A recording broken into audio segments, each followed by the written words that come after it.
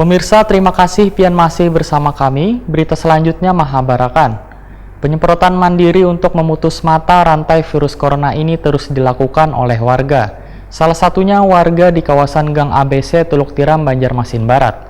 Warga dengan ditemani salah seorang anggota DPRD Banjarmasin menyusuri gang wan rumah warga jelang tengah hari Kamis 2 April 2020.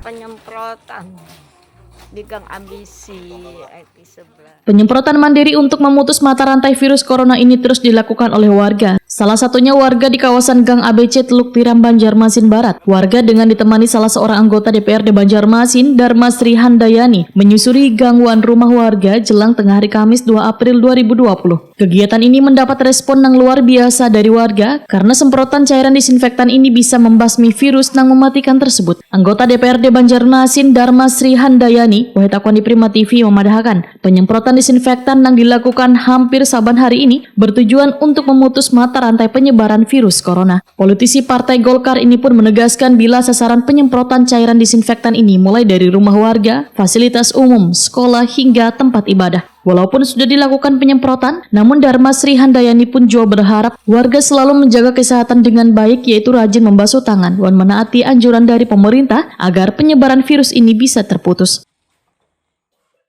Kalau untuk penyemprotan supaya corona atau COVID-19 itu cepat berlalu, kami mengadakan penyemprotan, saya dihubungi oleh pihak kelurahan, diikut sertakan dalam penyemprotan dengan masyarakat itu di Gang ABC Teluk Tiram sepanjang jalan hampir setengah dari jalan Teluk Tiram, juga Masjid Jami Teluk Tiram kami semprot waktu itu.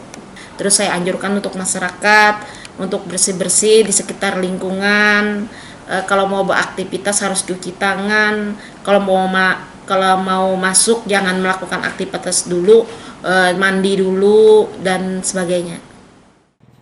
Dharma Sri Handayani menyatakan akan terus menyusuri kawasan Banjarmasin Barat untuk menyemprotkan cairan disinfektan ini supaya virus corona hilang dan warga pun terhindar dari virus yang mematikan ini.